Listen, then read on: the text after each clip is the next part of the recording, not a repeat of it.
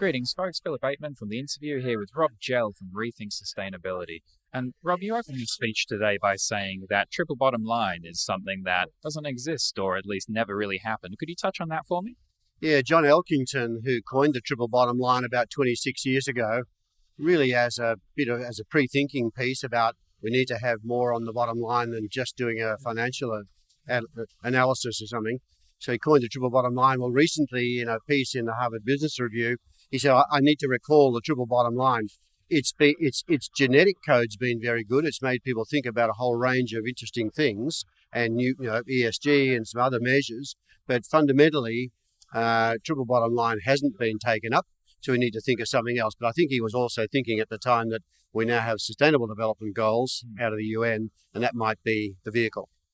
And you touched on temperature increases. We're looking at 1.9, maybe 2 is catastrophic. That 0.1, what's in that 0.1 and how are we even getting to 1.9? Well, I think 1.9 is our best possible scenario if we were to go to zero emissions globally by 2029. We might sort of scrape a bit under 2, but the reality is we need to understand that the current level of CO2 in the atmosphere, about 415 parts per million. When I was a schoolboy, it was 280, so we've increased it by 41% in my lifetime. You asked the question, when has human civilization seen 415 part per million CO2 in the atmosphere? Never before. So human civilization has evolved in that time. The reality is also that +2 was a number that scientists thought about 30 years ago. They said, oh, well, don't go beyond +2. They just sort of picked that out of the air, thinking, well, if they take our advice, we're never going to get anywhere near it. But now, of course, we're pushing that limit. So James Hansen, the godfather or the grandfather of climate science, says that +2 degrees is a recipe for disaster. So we've actually got to move very quickly. Yeah.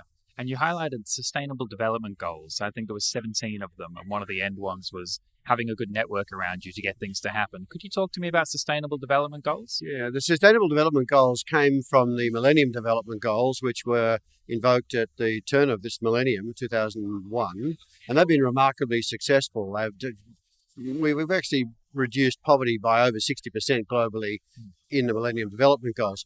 Ban Ki-moon went to a professor of economics at Columbia University in New York, a guy by the name of Jeff Sachs, and said, Jeff, I need your help. We've got to recast the Millennium Development Goals because we've forgotten about our environment.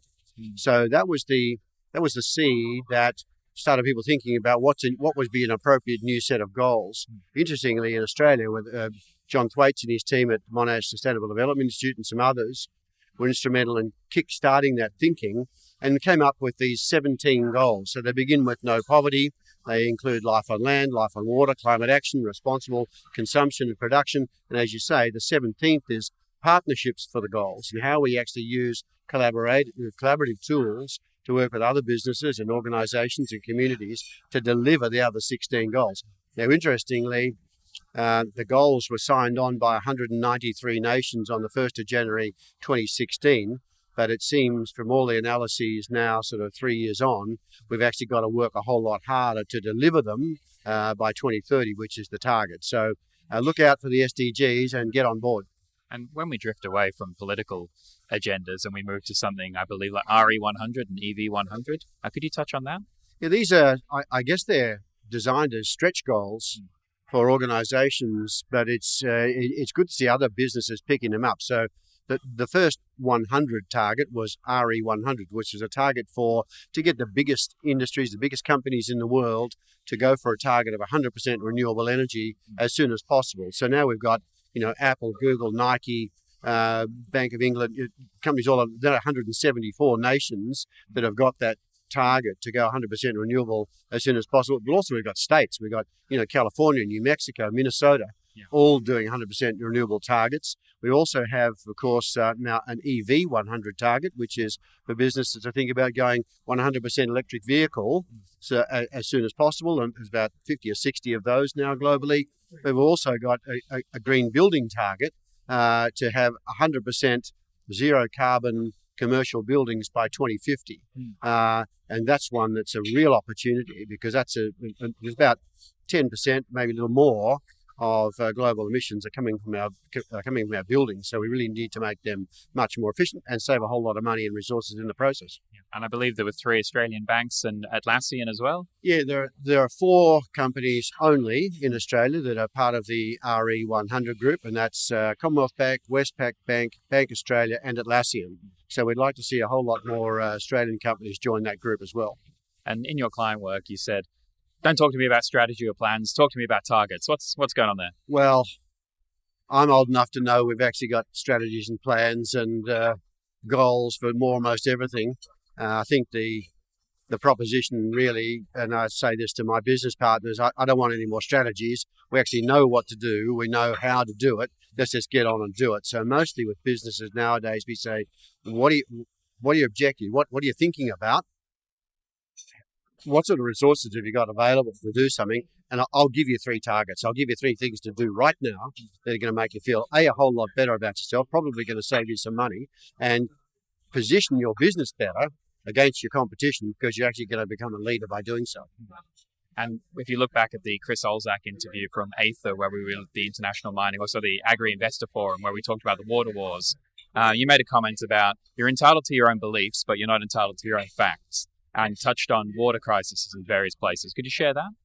Well, it's not my quote. It's Baroness Greenfield from the UK, and she came up with that, and I use it perennially because it's such a good comment to make when people say, oh, I don't believe that. Well, I say, well, as Baroness Greenfield would say, you're entitled to your own beliefs, but not your own facts. So the facts are in front of us. So we've talked about climate issues, but there are also facts that tell us what we need to do, and the answers that we can get and the good results that we can get by adopting good science and adopting good technology, which is coming like a tidal wave. There's a supermarket of great technology available for us to do the right things. We need to adopt this sort of stuff. Just on water, there are 2 other critical issues that we haven't mentioned. One is water. So we're seeing already South Africa virtually ran out of water, still in crisis situation.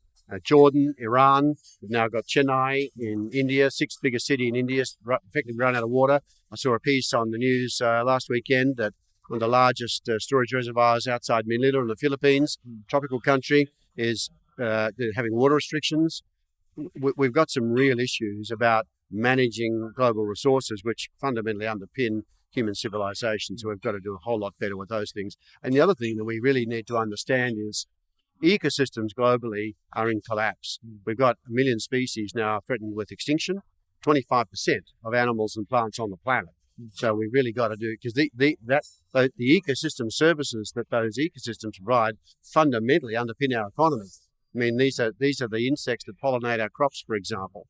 And if you consider that in 20 years, and the United States did some research, in 20 years we lost 70% of monarch butterflies. That's about 900 million monarch butterflies. We're seeing the collapse of insects, which is a real issue, and mostly it's coming from neonicotinoid pesticides used in farmland. So some countries are now getting this, they're phasing those out, and they're seeing their native insects coming back, and they're getting greater crop yields. So we've actually got to understand natural systems better than, as we go back to your question about triple bottom line, it's not just about the dollars. We've actually got to understand all these other natural systems and how they play with our economy and make sure that they're in balance, and we're actually supporting natural systems, because they're actually fundamentally going to come back and support our economy. And I had the experience of sitting there listening to questions from the audience where somebody asked about installations and things like this, and then, well, why is it so expensive? What can we do to get incentivized to do this? And the thought that was going through my mind is, well, it doesn't need to be incentivized. As simply as you insulate your house, because then you save energy, and we burn less and coal, and then, you live a better life. What's the cost of that? Well, do you need an incentive? Don't go on a holiday. Triple glaze. When do we get to that point of, really, I'm just on a monologue there. Yeah, no. Well, I think the point you might be making is that we're not very good at thinking in the longer term. We think to the end of the financial year, or we think to the end of the year or whatever. But if we actually bothered to spend the time and do the spreadsheet that says the operating cost of this house or this commercial building or whatever I'm doing, okay, so the double glazing is a short-term capital cost, or the insulation or whatever it is, but at year 2, 3, 5, 7, whatever it is, it's already paid for itself, and then I'm in front. Yeah. And I wish our building industry did a little more of that. particularly for new home buyers, because they keep selling houses on ticket price for the house rather than operational costs. And, an extra couple of $1,000s on the ticket price for double glazing in your living areas, for example, is going to save you a whole lot of money in the long term. We've got to learn to think longer about our decision making and make better choices on that basis. I have two more questions. I was sitting there in the audience thinking, well, if 6 as an Energy Star rating is the very minimum standard, why don't we just call it 1 star and change the energy ratings? Yeah. Because, somebody sees 6 on a washing machine, they're like, well, it's all right, isn't it? That's right. Oh, it's all right at 6, but really it's 1. I mean, we're talking about single glazing. Everything's relative, isn't it? Yeah, exactly. Or we could make it 6 on a scale of 100, which would be interesting as well. Look, it's interesting to see the way the UK has responded. I mean, if you consider that Margaret Thatcher shut down the coal mines, there's never been a debate about climate change because you've got a Conservative Prime Minister back in the 70s or wherever who said it's not an issue. I'm a scientist and this is what we're going to do. There's been no debate. So now they've got huge renewable energy industries coming out of the UK and Ireland and the Irish Sea and North Sea for that matter. But their parliament had a target to go 80% renewable energy, I think, by 2080. They said, look, why are we bothering with that? Let's just go carbon zero as soon as possible. So this is about setting stretch targets, understanding what the science is telling us, understand that there is a better future if we choose to go there, and just set the stretch target, put something out there, have a crack. Most of my experience over sort of 30 or 40 years in the space is that as soon as you set a target that we want to achieve in 5 years, mostly those targets are achieved in 1.5 or 2 years, and you go to the next one and stretch again. People tend to say, oh, okay, that's what you want to do. I know how to do that. Yeah. And we just go ahead and do it. And I think we've got to get a whole lot better at understanding our own capability in lots of ways, but also that there's stuff out there that'll do the job that's available now. And there's a whole suite of new stuff coming tomorrow and the next day and the next day. But don't wait, get going now, because there's things that are fundamentally going to change the way you operate, reduce your costs and make life better for everybody. And for a bit of faith for those watching, you touched on sustainable power generation that's coming online to replace your lawn and such things in the Latrobe Valley.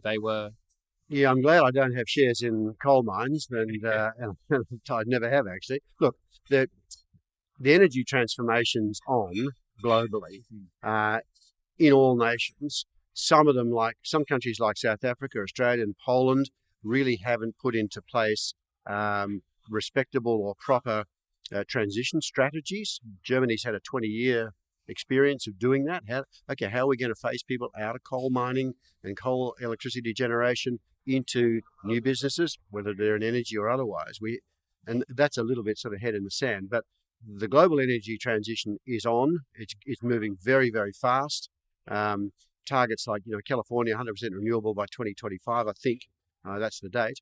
But the other thing that's coming, apart from sort of electrification of everything, the phasing out of cement and steel probably by 2030. We can't afford to use those things in construction. But the transformation using hydrogen as ammonia or hydrogen, and to the hydrolyzation of water to produce hydrogen using renewable energy, that's an absolute game changer. And that's coming very fast. And that's being used and trialled in little small townships in Victoria where they're proposing to go off-grid on hydrogen as soon as possible, to major solar fields in northwestern Australia, which are doing all this stuff as well. So it's really very exciting. There's one side which is very negative. There's another side that's really optimistic. And for people who don't know about the hydrogen thing, we're talking about converting energy into hydrogen, transferring it through a membrane into ammonia, and then transporting it and pulling it back out into hydroxy for usage. Is that the case? Yeah. We need to think about hydrogen as either just a big battery, so it's a lossless zero emissions battery, but you can also think about it as just another wire in the network. So in other words, you can take renewable energy, hydrolyze water, produce hydrogen, transport the hydrogen as ammonia, put it in a truck or in a pipe or whatever, take it some other place, and then take it out as burned hydrogen for heat energy, or take it back to electrical energy and transport it again in another way.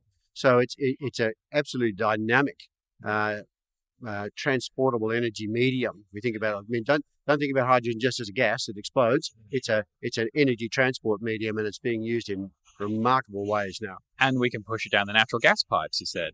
You can actually put it in the same pipes as natural gas and just re-extract it at the end. So we got the infrastructure. Yeah, we got the infrastructure already. Yeah. So you know, pick your township, and the township I'm talking about is a little town called Millawa up in northeastern Victoria, and they're piloting this. Just well, we got plenty of sunshine. We can grow some hydrogen because we've got lots of solar. We can put solar in and make hydrogen, and just reticulate it through our standard gas pipes into our households, either directly into our stoves, if you've got gas stoves, or we can put it into a fuel cell and convert it into electrical energy. So this stuff's really pretty exciting. And evidentiarily, you're quite a wise man.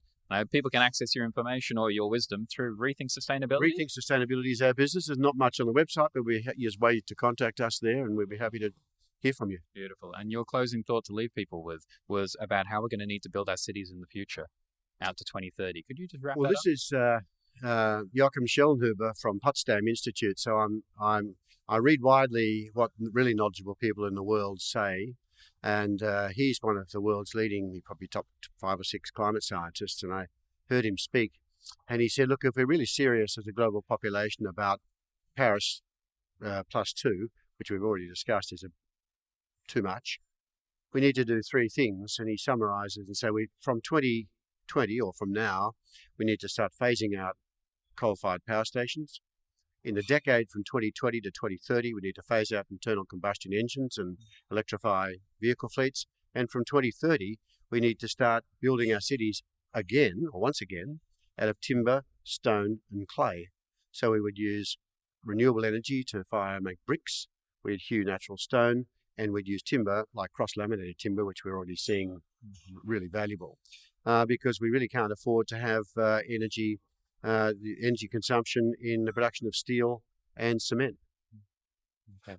Thank you very much for watching, and please help us spread this message because it really is about transforming our culture and our society. So let's get on with it, hey? Thanks, Philip.